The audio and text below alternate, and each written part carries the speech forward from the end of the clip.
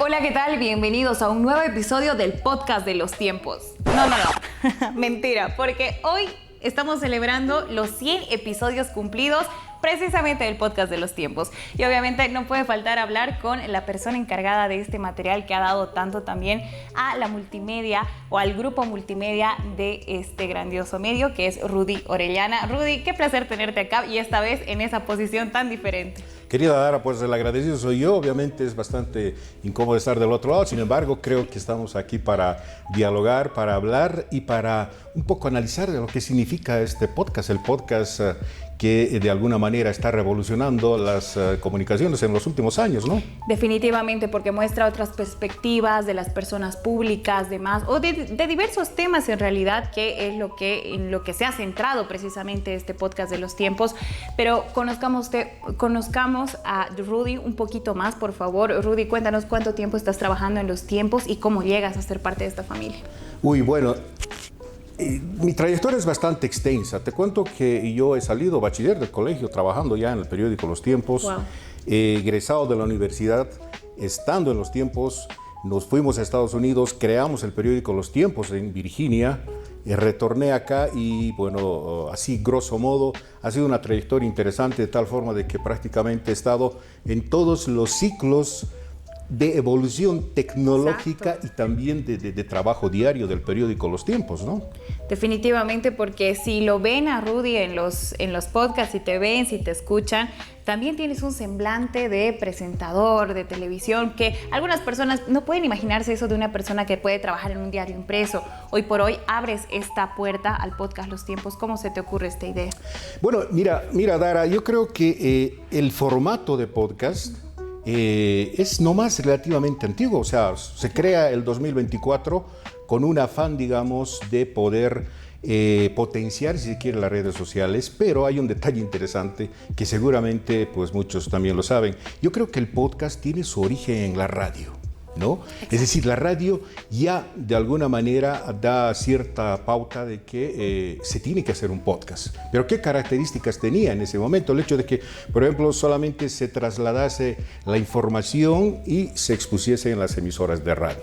Pero lo que hace el podcast es potenciar prácticamente todo lo que significa la multimedia, y no solamente desde el punto de vista del audio, sino también desde el punto de vista de la imagen, ¿no? Y lo hace en los últimos años. No sé si tú recuerdas, hace como unos 5 o 4 años, el famoso RSS de los medios de comunicación, claro, sí. El Relay Coordination, que significa un poco el hecho de poder dar información a través de los periódicos, enviando mensajes o titulares a los suscriptores, ¿no? Claro. Pero entonces lo que hace el podcast para mí es prácticamente desligarse de cualquier tipo de norma estricta que significa los géneros periodísticos, por ejemplo, ¿no? Okay. La entrevista, el reportaje, etcétera, etcétera. Y el podcast se centra en una especie de multimedia que revoluciona un poco el medio desde el 2004, a través de una serie de trabajos importantes que también sirven, digamos, no solamente histórico, sino también político y social. Entonces llega un momento en el que, por ejemplo, estando en Virginia, teníamos un grupo de trabajo social, ¿no? Okay. Y hacíamos un trabajo social interesante con los inmigrantes. Entonces de pronto alguien por ahí, alguna persona dice, hagamos programas para poder colgar a las redes, ¿no? Wow. Y estábamos justamente en la antesala de lo que es el podcast, y bueno, hicimos eso, pero desde el punto de vista más educativo, okay, ¿no? Claro. Entonces, retorno acá a Bolivia, estoy en el periódico y creo, digo yo, y hablo por entonces con la directora Julie Rojas, y le planteo la posibilidad de tener un podcast. El periódico tiene que tener un podcast por las características, por la coyuntura, por los temas, etc. Entonces ella me dice que sí, preparamos, y creo que ha sido un trabajo muy interesante porque definitivamente el podcast, como te digo, potencia desde el punto de vista de las comunicaciones la coyuntura, porque hay un elemento importante. El periódico impreso a lo largo del tiempo, yo diría en la última década, ha perdido algo que era muy importante, la inmediatez, ¿no? Claro. Antes tenías que esperar el periódico para leer las noticias, ahora ya no. O sea, Sí, todo es verdad. lo ves ahí a través de las redes, entonces es un desafío. Entonces, y ahí viene el podcast como una especie de complementación a todo el trabajo que podría realizar, ¿no? Y bien lo mencionas, Rudy, porque creo que los podcasts siempre suelen ser más disruptivos y demás en cuanto al papel que estamos habituados a ver en el periodismo. ¿Cómo ha sido para ti desligarte quizá de este papel periodístico que en algunos momentos, no voy a decir que son cuadrados, pero sí como que son muy estandarizados y al momento de hacer un podcast tienes que romperlos? Exacto, exacto. Yo creo que has dado en el clavo, pero no solamente ocurre eso con los episodios de los podcasts, sino con los medios de comunicación que están a la cabeza. Es decir, por ejemplo, si la década de los 70, 80, parte de los 90, era un periodismo bastante acartonado, ¿no? Claro. No había subjetividad, digamos, tenías que ser lo más objetivo posible. Y eso obviamente en su momento sirvió, pero de un tiempo a esta parte hay también la opinión, es decir, el periodista o el presentador es un ser humano, ¿no? Y entonces llega un momento en el que de alguna forma también tiene que expresarse, no un criterio político, sino un criterio más de profesional y de ser humano. Claro. Y creo que el podcast le da eso, ese toque, ¿no? Ese toque donde podemos interaccionar, tú me preguntas algo, yo te pregunto otra cosa, etcétera. Hay un distanciamiento de lo que significaba, por ejemplo, el hacer periodismo o el hacer medios de comunicación de la década de los 70 y 80. Entonces creo que esa parte que tú dices es bastante complicada y todavía difícil de engranar. Por ejemplo, en Estados Unidos o en Europa, eso ya se ha roto y lo están viendo desde un punto de vista absolutamente más informativo, ¿no? O sea, porque, no sé, Dara, yo creo que puedes llegar a más público, Claro. ¿no? Por ejemplo, entrevistas a unas madres de familia en tal región, te identificas más con una realidad, ¿no? Con una realidad social, cultural o lo que sea, sin que obviamente tengas una postura periodística. Pero entonces creo que el podcast le ha dado un sentido mucho más humano, ¿no? Porque hay temas especializados, puedes hablar de todo en un podcast, de todo, absolutamente de todo, no tienes ningún tipo de restricción. Puedes hablar de misterio, de mitos, de salud, de educación, absolutamente de todo. Entonces es un formato bastante libre, que muchos de los medios ya se están un poco habituando a ese trabajo y creo que me parece interesante, ¿no? Definitivamente, porque tomando quizá un punto personal al observar los diferentes episodios, es una miscelánea de personajes, de profesiones, que diputados, criminólogos, también músicos, artistas. Entonces, ¿con qué lineamientos, si nos puedes contar obviamente por favor, sigues estos podcasts? Porque alguna vez te he escuchado que a Juan Rico, si no me equivoco, estaban tocando algún tema incluso de conflictos bélicos. Me ha parecido muy interesante. Entonces, ¿cómo realizas este lineamiento de tus entrevistas o podcasts? Yo creo que hay que tomar en cuenta algo que es importante. Yo espero, Dara, que a la larga se convierta en un género periodístico. Sería genial. Wow. Porque ahorita tienes géneros periodísticos bastante marcados, claro, ¿no? Donde hay unos conceptos de los cuales puedes de alguna manera salir, te hace la entrevista, el reportaje, el ensayo, una serie, la columna de opinión, claro, etcétera. Pero ¿qué tal si el podcast se convierte en un género periodístico donde se pueda aplicar todo eso? Ahora bien, voy un poco a tu pregunta. Las temáticas generalmente las refiero a la coyuntura, ¿no? Okay. A la coyuntura puede ser política, cultural, de salud, de música, de arte, etcétera, etcétera. Pero siempre y cuando tú le des un toque más informal e informativo, ¿no? Claro. Ahora, por ejemplo, que la patria cumple 200 años, el próximo agosto, el 6 de agosto, hice estoy en eso todavía, un ciclo de lo que significa el Bicentenario. Wow. Entonces, yo pienso y digo, ¿qué piensa, por ejemplo, un artista, un músico, un escritor, un político de los 500 años, los 200 años de la patria, ¿no? Entonces, creo que eso es importante. Y un poco mi hilo conductor es poder abarcar temas, pero desde una perspectiva muchísimo más informal y desde lo que él piensa el entrevistado. Porque cuando tú entrevistas, haces, digamos, ejercicio del género periodístico, tienes que sujetarte a ciertas normas, ¿no? Claro. Que incluso el entrevistado te las propone y dice, mira, yo quiero este temita. Exacto. Y otros temitas no los voy a tocar. Y ahí, bueno. Exacto. Entonces hay algo interesante que cuando tú entras a un podcast, ya sabes a qué atenerte, claro, ¿no? Que no tiene que haber filtros. Exacto, no hay filtros. Por eso el podcast está teniendo tanto éxito? Sí. Porque a un político lo puedes desnudar ahí con preguntas sencillas de su diario vivir, por ejemplo, ¿no? Que cómo vive, qué hace, si sabe, por ejemplo, cuánto cuesta 1 kilo de carne o 1 kilo de arroz, lo que sea. Entonces, ahí un poco está la clave también. Entonces, ese es un poco el hilo conductor que he estado siguiendo a lo largo de estos ya prácticamente 100 episodios. Impresionante, Rudy, realmente, porque estamos hablando de 100 episodios que has tenido a 100 personas presentes acá. Bueno, más de 100 personas, porque en algunas oportunidades eran entre 2 a 3 o más entrevistados. ¿Has tenido algún episodio que realmente te ha marcado, algunos que hayas dicho que realmente no esperabas escuchar ese tipo de historias o anécdotas? Sí, Dara, y me parece una pregunta interesante. Mira, tuvimos un episodio con unas trabajadoras sexuales, okay, ¿no? Primero que nada, una de ellas me dijo, no, yo no tengo ningún problema en que salga mi rostro. Yo le dije, no. Okay. Va a ser audio.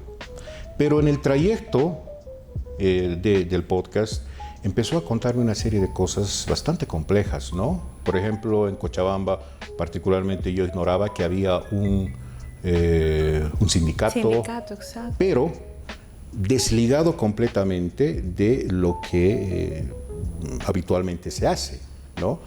Es una agrupación de mujeres que se han desligado de sus proxenetas.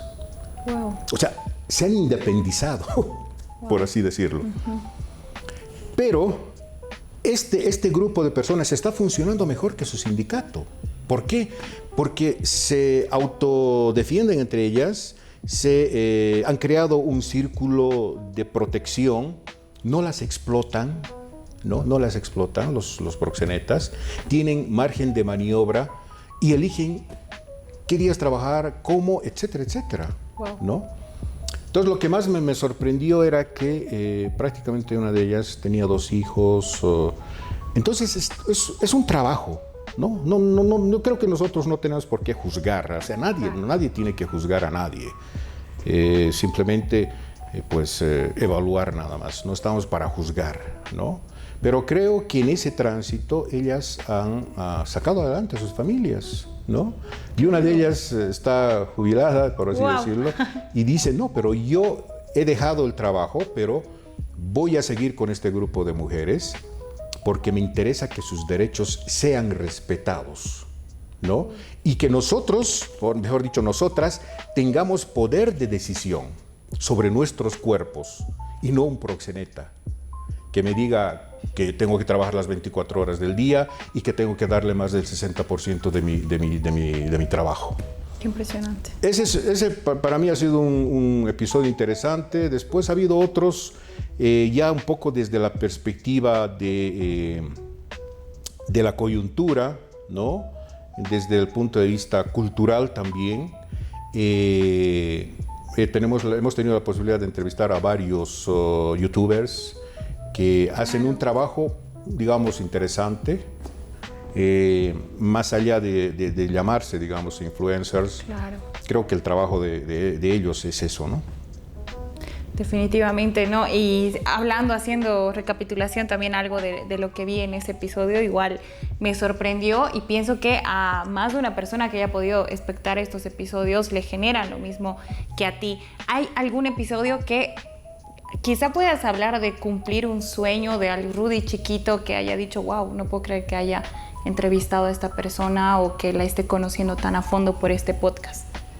Yo creo que a lo largo de los 100 episodios he tenido la oportunidad de entrevistar a varias personas, pero creo que un poco volcando el tema, Lo que me ha satisfecho más ha sido, por ejemplo, tuvimos un podcast finales del 2024, 2023 creo, donde me propuse entrevistarlas a personas de la calle, a una señora, una chica de 18 años que vendía frutas o vende frutas, y cómo es su diario vivir de ella, ¿no? Cómo se gestiona, tiene su esposo, hijos, si le rinde el tema de su trabajo, el tema económico, etcétera. Entonces, para mí ha sido eso más enriquecedor. También hemos estado con varios artistas, con varios escritores, etcétera. Pero creo que me llama mucho más la atención las cosas simples, ¿no? Esas que te pueden enseñar diariamente de lo que sucede en el diario vivir. Entonces, creo que para mí es un poco más enriquecedor eso. Definitivamente considero que ha sido, y muchos seguramente, un aporte grandioso para el medio y lo va a seguir siendo. ¿Qué proyecciones hay para los siguientes episodios? Y podemos dar sorpresas, capaz. Sí, estamos justamente en este trayecto del Bicentenario, claro, ¿no? Hay algo que me ha impactado, por ejemplo, tuvimos la posibilidad de hacer un podcast hace unas 2 semanas con la presidenta que está a la cabeza del comité organizador de Bicentenario Cochabamba, la doctora Ítala de Mamán. Y yo le pregunté, y le dije, hay una pregunta sencilla. ¿Los bolivianos estamos cayendo en la cuenta de qué significa cumplir 200 años? Y ella dice no. Y se siente, ¿no? Sí. Pero qué curioso, fíjate, que a la gran mayoría que les he preguntado esto, me han dicho no. Estamos dando, o sea, nos estamos preocupando de otras cosas, ¿no? Pero no de estos 200 años que tendría que significar un análisis profundo de lo que ha significado, cuando menos, claro, estos cortos 25 años del siglo XXI, ¿no? Porque el siglo XX, bueno, ha sido bastante complejo, pero ¿qué queremos de aquí adelante? Sobre todo las nuevas generaciones, ¿no? Definitivamente. Entonces, yo en ese sentido, por ejemplo, bueno, yo sé que acabas de llegar de la China, me gustaría preguntarte cómo es el tema comunicacional. O sea, por ejemplo, en este caso del podcast. Definitivamente está entrando también. Bueno, allá creo que ya obviamente todo está mucho más explotado precisamente por los recursos tecnológicos que ellos tienen. Pero sí no he visto mucho este tema de los podcasts. Más sí como quizá los famosos streamings que están también entrando muy fuerte en el mundo comunicacional, pero no con contenido de valor.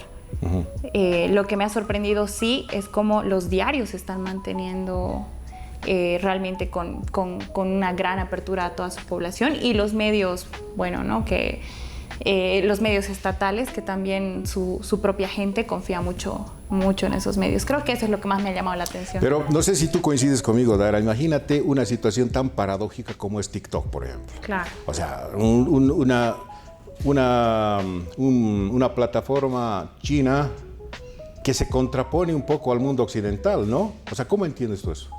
A ver, lo voy a decir con un poco de riesgo, pero creo que a lo largo de mi estadía he podido analizar que ellos están en una burbuja digital, ¿no? Se lo puede incluso manifestar o interpretar como que tal vez desde el gobierno se trata de cuidar a su población, no lo sé, pero estas aplicaciones sí están cerradas al mundo occidental. Entonces, uno entiende eso, ¿no? Que realmente es una burbuja digital, que lo que se crea ahí, se consume ahí, y se trata incluso de que no salga o de que no entre otra cosa. Interesante, ¿no? Sí.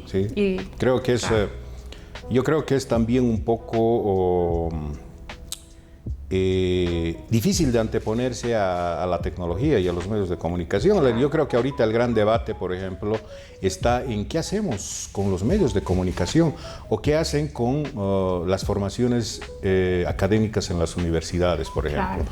Cuando hicimos varios podcasts con alumnos, por ejemplo, universitarios, muchos de ellos siguen todavía con un programa de la década de los 70, 80, ¿no? Teóricamente hablando, etcétera. Sí. Y creo que toda esta revolución un poco de plataformas, de tecnología, se nos están adelantando mucho. Y creo que Es importante tener una dimensión clara de lo que está ocurriendo y en función de eso crear otros derroteros mucho más, yo diría, claros, un poco más objetivos, pero también sobre todas las cosas al servicio de la gente, ¿no? Yo creo que claro, los famosos fake news son un poco también el desequilibrio, pero en el fondo de las cosas creo que las plataformas están teniendo todavía en Latinoamérica una antesala un poco informal, ¿no? Lo que no sucede, por ejemplo, en Estados Unidos, en Europa. Exactamente, Rudy. Y algo que mencionabas que me interesa también preguntarte es que, bueno, a diferencia de lo que estamos viviendo acá, el streaming está pisando muy fuerte. Exacto. Junto con los podcasts y demás en el mundo comunicacional, pero también está entrando mucho en el contenido basura, ¿no? De los streamings y demás. Entonces, ¿cuál es el objetivo que se tiene, digamos, de crear un podcast que tenga realmente este valor agregado, este contenido de valor? Bien, ¿sabes qué pasa? Mira, cuando en la década de los 60 apareció la televisión, lo que se llamó en su momento la caja boba, ¿no? Le decía, los teóricos de la época decían, la televisión va a arrasar con la familia, va a arrasar con los valores familiares, va a ser lo que decía Humberto Eco, el hombre masa, ¿no? Que se va a dejar guiar por las masas, que no tiene poder de raciocinio, que es una especie, la teoría famosa de la aguja hipodérmica, ¿no? Que te inyectan y tú estás quieto ahí y no dices nada y te atienes a todo. Yo creo que eso se ha roto. Okay. Y de pronto la televisión más bien se ha convertido en una especie de aglutinadora, ¿no? En la década de los 80, por ejemplo, todos en torno a la televisión, viendo programas, novelas. Pero, bueno, dejando eso de lado, creo que las plataformas en este momento, los streaming y demás, se están convirtiendo en no solamente una alternativa y en una inmediatez que puede tener dos aristas bastante complejas. Claro. Es de doble filo para mí. Lo que en su momento Zygmunt Bauman alertaba, decía, la sociedad se está volviendo cada vez más líquida, a diferencia de la sólida de la década de los 80, 70. Es decir, ¿qué significa ser una sociedad líquida? Que nos estamos reciclando cada día. Un día pasa algo, nos olvidamos y otro día, etcétera, etcétera, etcétera, ¿no? Y al final no nos acordamos de nada. Pero entonces lo que yo creo que en lo que se tiene que caer en la cuenta ahora es que todas estas plataformas tienen que tener un proceso de madurez, ¿no? De tal forma de que llegue un momento en que sepamos realmente utilizarlas. Yo creo que ahorita todavía en Latinoamérica, o cuando menos en Sudamérica, en esta parte del continente, estamos como con juguete nuevo, ¿no? Y estamos experimentando aquí, acá, etcétera, etcétera. Pero tiene que llegar un momento en que aterricemos para poder potenciar todo eso en beneficio de nosotros mismos, ¿no? En beneficio de la sociedad, de la gente, de los más desprotegidos, por ejemplo. Hacer programas en defensa de los derechos, en defensa, no involucrándonos con los movimientos woke, por ejemplo, ¿no? Claro. Que es otra historia. Pero bueno, creo que en algún momento tiene que pisar fondo y decir lo que está sucediendo en Europa. Mira, fíjate, algo paradójico, en Europa no utilizan mucho el TikTok. Wow. Más utilizan el Twitter y bueno, el X y otras plataformas, pero lo están haciendo de una manera más, digamos, más informativa, más formal, ¿no? Más objetiva, a través de servicios, a través de ayuda, a través de socorrer a grupos vulnerables donde el gobierno ni siquiera se fija en ellos. Entonces creo que esos son los puntos clave también un poco más adelante, o sea, tendría que ser eso, ¿no? Y necesariamente, totalmente. Creo que como la historia de los medios de comunicación han marcado, siempre va a haber el buen contenido, el contenido de valor y demás. Así que, exacto. Bueno, para ir finalizando también, Rudy, reiteramos el agradecimiento de tenerte acá y las felicitaciones de cumplir ya los 100 episodios. Por favor, invitemos a la población a que observe dónde puedan poder ver todos estos episodios completos y con qué tipo de contenido se van a encontrar. Bueno, pues en todo caso, primero que nada, gracias a ti, Dara, porque creo que es una excelente oportunidad para poder dialogar, no solamente en torno a lo que el trabajo, claro, sino a lo que podría significar más adelante el formato podcast, ¿no? Claro. La revista O, por ejemplo, tiene un formato, parece interesante, y creo que desde esa perspectiva de eso se trata, de poder potenciar. Y en todo caso, pues estamos cumpliendo 100 episodios. Se dice fácil, pero no es tan fácil. Entonces son episodios donde hemos tenido de todo y creo que lo más importante es seguir con esta línea, ¿no? Ahorita yo estoy con la fiebre del Bicentenario, porque creo que, y seguimos eso, la próxima semana tenemos una serie de diálogos, vamos a tenerlo nuevamente al escritor Gonzalo Lema, para dilucidar de lo que significa para nosotros el Bicentenario. Y yo caigo una vez más en lo que se ha dicho, creo que no le estamos dando la dimensión, o sea, más allá de lo político, más allá de que pueda servir de bandera política el Bicentenario, que no sé qué, no.